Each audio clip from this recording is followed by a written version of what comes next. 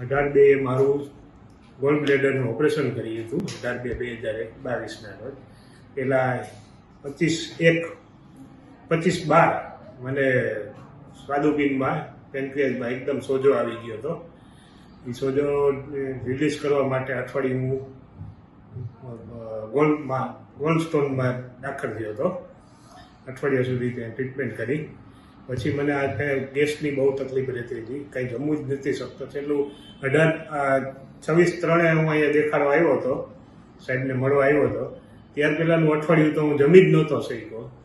26/3 સાહેબે જે ટ્રીટમેન્ટ આપી, 27 એક દિવસ ન જમી શક્યો. 28 તારીખથી હું જમવાનું મેં ચાલુ કરી દીધું. અને આજની તારીખે બહુ સારો, મને મિરેકલ કહી શકાય તેને, એવી મને બહુ ટ્રીટમેન્ટ સારી મળી. સાહેબે બહુ સારું